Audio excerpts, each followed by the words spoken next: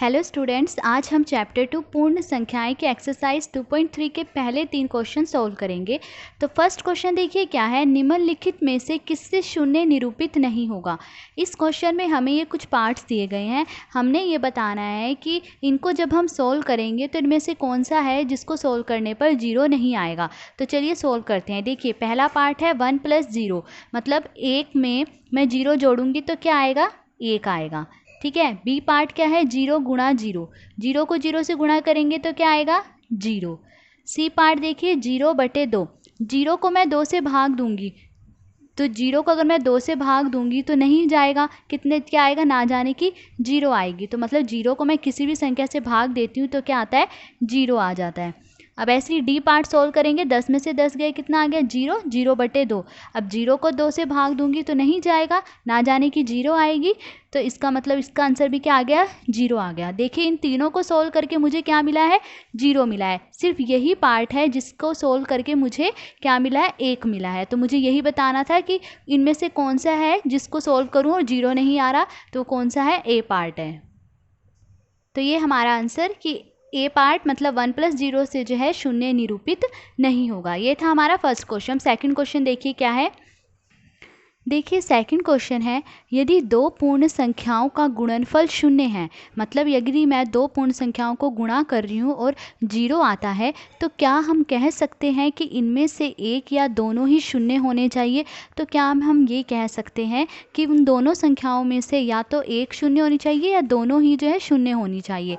उदाहरण देकर अपने उत्तर की पुष्टि कीजिए। तो मुझे जो है उदाहरण देकर अपने उत्तर की पुष्टि करनी है। तो देखिए ये बात जो है सच है।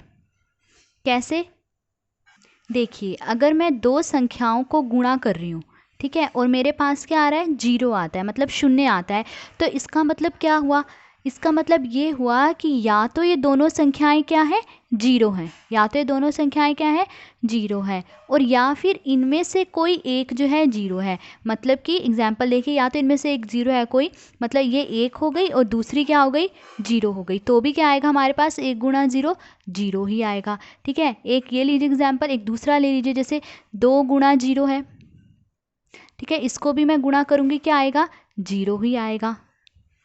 इसी तरह एक एग्जाम्पल ले लीजिए 0 × 3, ठीक है, इनको भी मैं गुणा करूँगी, क्या आएगा, 0 आएगा। तो इसका मतलब है कि अगर दोनों संख्याएं 0 हैं तो भी हमारे पास क्या आएगा, 0, और अगर इन दोनों में से कोई एक 0 है तो भी आंसर क्या आएगा, 0। ठीक है, इन दोनों में से देखिए एक 0 थी तो भी 0 आया, इन दोनों में से भी एक 0 थी तो भी हमारे पास आंसर क्या आया, 0 आया। तो देखिए यह बात सच है कि यदि हम दो पूर्ण संख्याओं को गुणा कर रहे हैं और गुणनफल क्या है, 0 है, तो हम ये कह सकते हैं कि उनमें से एक या दोनों संख्याएं क्या होंगी, 0 होंगी। उन्होंने कहा था उत्तर की पुष्टि करिए उदाहरण देके, तो हमने एक उदाहरण भी दे दिए। देखिए अगर दोनों संख्याएं 0 हैं, ठीक है, तो भी हमारे पास आंसर क्या आ रहा है, 0 आ रहा है। अगर उनमें से एक संख्या 0 है तो भी हमारे पास क्या आ रहा है, आंसर 0। देखिए 0 को किसी भी संख्या से गुणा करते हैं 0 ही आता है। ऐसे ही इनमें इस एग्जाम्पल में भी देखिए एक संख्या 0 है तो भी गुणा करने पर क्या आ रहा है, हमारे पास 0 आ रहा है। तो ये था हमारा सेकंड क्वेश्चन। अब थर्ड क्वेश्चन की तरफ चलते हैं। देखिए थर्ड क्वेश्चन क्या है, यदि दो पूर्ण संख्याओं का गुणनफल 1 है, मतलब यदि दो पूर्ण संख्याओं को गुणा करने पर 1 आता है, तो क्या हम कह सकते हैं कि इनमें से एक या दोनों ही 1 के बराबर होनी चाहिए। तो क्या हम ये कह सकते हैं कि उन दोनों संख्याओं में से या तो दोनों ही संख्याएं 1 होनी चाहिए, उनमें से सिर्फ एक संख्या जो है 1 होनी चाहिए। उदाहरण देकर अपने उत्तर की पुष्टि कीजिए। मैंने उदाहरण देना, उसके बाद अपने उत्तर की पुष्टि करनी है। तो देखिए, तो अब देखिए वो दो पूर्ण संख्याएं जिनको गुणा करने पर क्या आ रहा है, 1 आ रहा है, कौन सी होंगी, 1 × 1। ठीक है, दोनों तरफ जब 1 होगा तभी हमारा आंसर क्या आएगा, 1 आएगा। देखिए 1 × 1 क्या आया, 1 आया। ठीक है, ऐसी अगर अब देखिए दूसरा एग्जाम्पल देखिए, अगर मैं एक संख्या तो 1 ले रही हूँ और दूसरी मैं क्या ले लेती हूँ, 2 ले लेती हूँ, तो 1 × 2 क्या आ रहा है, 2 आ रहा है, 1 तो नहीं आ रहा ना, 2 जो है 1 के बराबर नहीं है, मतलब 1 तो नहीं आ रहा हमारे पास आंसर।